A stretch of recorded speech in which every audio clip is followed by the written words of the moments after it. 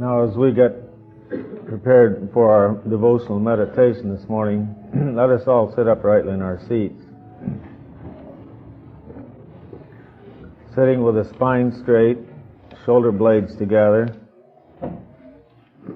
feet placed flatly on the floor and together, chin level, leaning the trunk of the body slightly forward for balance.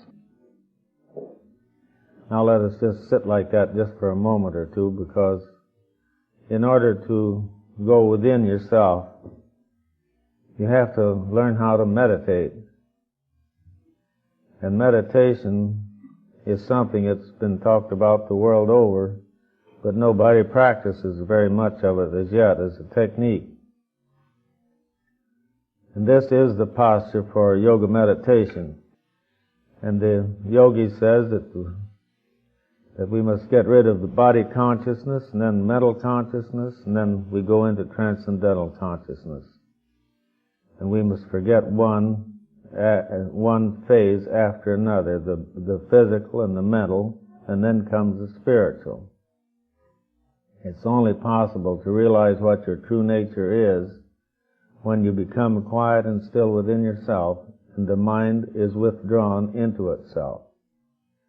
In other words, when you meditate, you should withdraw your attention from sense objects.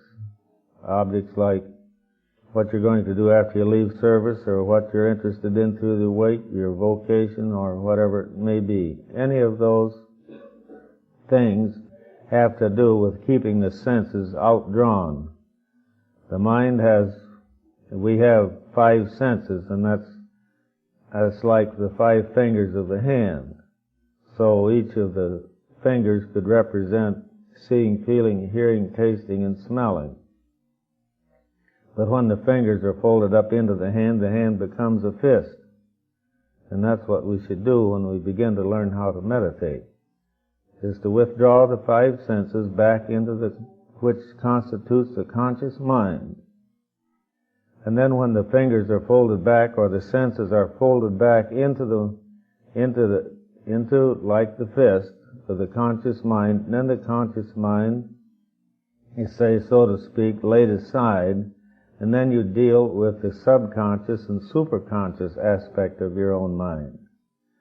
So the subconscious mind is reservoir of all your experiences, incarnation after incarnation. They're all there in files, like they're recorded in there. It's said in the esoteric teachings that these recordings are in akasha, in the akashic records.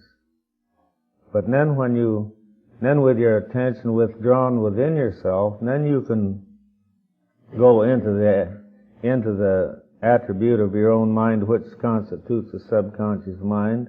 And then the superconscious part of your mind is light. And that's where we all want to get, or finally evolve ourselves as human beings into the consciousness of light, which is just behind the darkness of your own closed eyes. Now, as long as the conscious mind is functioning through an energy is passing out through the senses on objects of interest, or objects of the world, or the material world, it keeps the mind blackened and dark, and that's what you see when you close your eyes to meditate now. It's all black in there. But if you were free from your desires, thoughts, worries, and cares, and your mind wasn't invaded with any of those things, and then your mind would be light. The true nature of your own mind is luminosity. It's light, dazzling light. It permeates the universe. Like nectar streams its boundless love, filling the hearts of men with joy. The very thought of His compassion sends a thrill through every limb. How can one fittingly describe Him? Through His abounding grace, the bitter sorrows of this life are all forgotten instantly. On every side, on land below, and sky above, beneath the seas, in every region of this earth, men seek Him tirelessly, and as they seek Him, ever ask, Where is his limit? Where is his end? Pure wisdom's dwelling place is he, the elixir of eternal life, the sleepless, ever-wakeful eye, the pure and stainless one.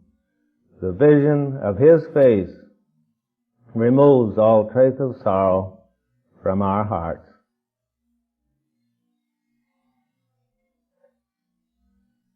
Now lift your eyes and focus their attention at the mid-spot between the eyebrows. That doesn't mean to look cross-eyed. Just look with the eyes at the mid-spot between the eyebrows, and keep the eyes lifted and anchored there.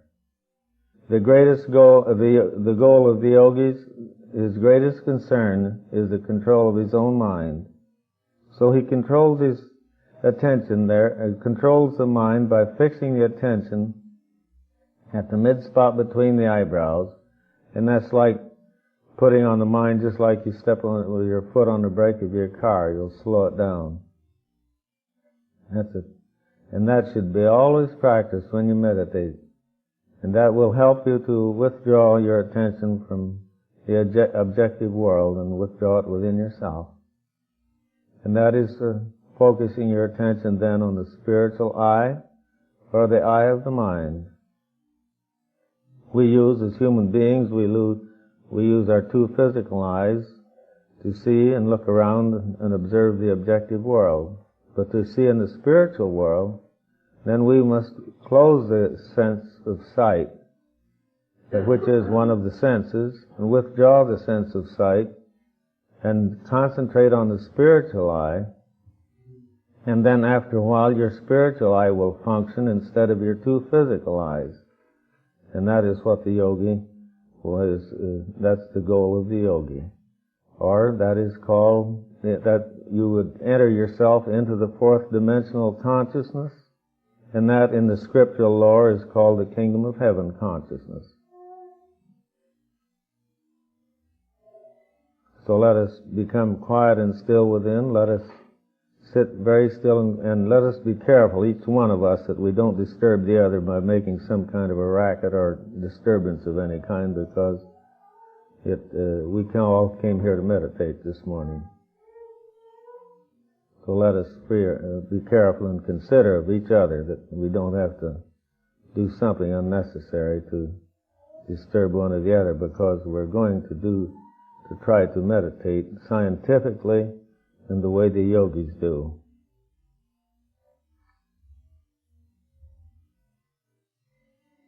Now you might watch your own breathing, then breathe slowly. Breathe deeply and slowly, like letting your diaphragm breathe down in the tummy, like, and let the stomach go out and in, and that will draw the air, the breath in through the nostrils and through the air passages into the lungs without raising or doing anything with the chest box at all. And then get that breathing kind of slow and easy. And keep your attention fixed at the point between the eyebrows, and if you will do that day after day and through everyday practice, you will become expert at it. And then you will realize what Jesus said in reports in the book of Matthew, if thine eye be single, thy whole body shall be filled with light. So if the true nature of our own mind is light, and if we get our ego selves out of the road, or the intellectual part of our nature out of the road, then there's nothing left but light. And you can do that every day of your life. It isn't a lifetime experience, or maybe for many thousands of people it's never even the first experience. And those that have ever seen the light behind the darkness with their own closed eyes will never be the same again. So yoga is a science. It's not a religion, and anything that yoga teaches will already enhance whatever following or whatever religious path that you have taken, and you will find yourself perfectly at home, and you can become free and easy. After all, we're all seeking our own self-realization or revelation. The missing link in this age is meditation. Master says that meditation is the missing link between religion and realization, or revelation, call it whichever you will. So all the saints, sages, and seers of all ages and times and climes have all realized, had their realization when their spiritual eye is open. And they can see, then you can see the Alpha and Omega of all things. But it can only be done through meditation. There is no other way. That's nature's way of allowing for you to, each and every human being, to find and realize his own nature, which is his, and one's own nature is God's nature. So God's nature and your nature is the same thing. But to realize the true nature of yourself is beyond the comprehension of millions and millions of people. They don't know what makes them tick. They don't know what makes them think, or what makes them see or feel or hear or smell. They don't know that. No one seems to know anything about his own true nature because he's so deeply engrossed in bones, muscle, and skin. He thinks the body is the beginning and end of him, when it isn't. And self-realization and yoga will help you teach and realize the true nature of yourself, which is spirit.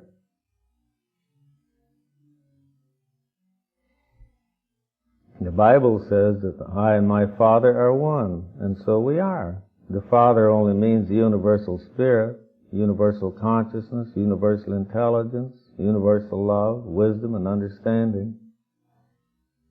God is everywhere. He's not a person. He's in the flowers, He's in the mountain, He's in the trees, He's in the sky. He's in you and me and everything else that exists. Anything that has shape and form, His nature is permeated. His nature permeates every created thing. And things integrate and disintegrate. We come and we go. We're born and we live for a while and we die like trees. Rocks do the same thing. And earth does the same thing. Earth, water, fire, it all comes and goes. Stars come and go. Planets come and go. So it's a continuous state of evolution all the time. And when your spiritual eye is open, you can sit right here, right in your seat where you're sitting right now and see the whole universe. You can look out among the stars and the planets and see the planets. And everything is right inside of yourself. The kingdom of heaven is inside of you, the great Christian Yogi said. And now is the accepted time. Any time you can do it, become quiet and still enough within your own self. That kingdom of heaven is within us. The kingdom of heaven is at hand. And now is the accepted time. Any time you can get still enough so that the darkness, like the night on the rising of the sun on a new day, and when that takes place, you will know. You will know because you know. There won't be any guesswork about it anymore. And then you can become free and easy. You can become a different type of organized creature in society and the world. You can live on all the planes of consciousness and live the way we should. And learn how to be happy. Forget all of your desires, thoughts, worries, and cares. Especially when you meditate. Leave them go. And do the best job you can at it while you work and while you're interested in your daily activities. And you'll feel in yourself a new uprising individual coming up to take away the old and bring in the new.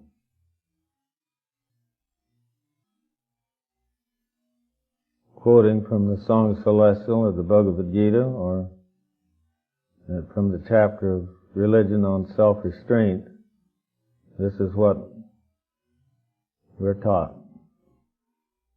Steadfastly the will must toil thereto, till efforts end in ease, and thought has passed from thinking, shaking off all longings bred by dreams of fame and gain, shutting the doorways of the senses closed by watchful ward.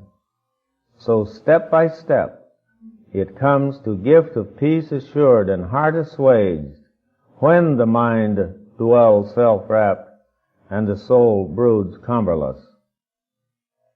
But as often as the heart breaks, wild and wavering from control, so oft let him recurb it, let him rein it back to the soul's governess, for perfect bliss grows only in the bosom tranquilized, the spirit passionless, purged from offense, vowed to the infinite.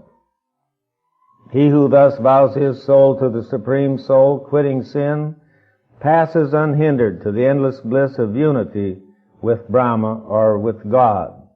He so vowed, so blended, sees the life soul resident in all things living, and all living things in that life soul contained. And whoso thus discerneth me in all and all in me, I never let him go, nor looseneth he hold upon me. But dwell he where he may, whate'er his life, in me he dwells and lives, because he knows and worships me who dwell in all which lives, and cleaves to me in all. When a man sees everywhere, taught by his own similitude, one life, one essence in the evil and the good, hold him a yogi, yea, well perfected.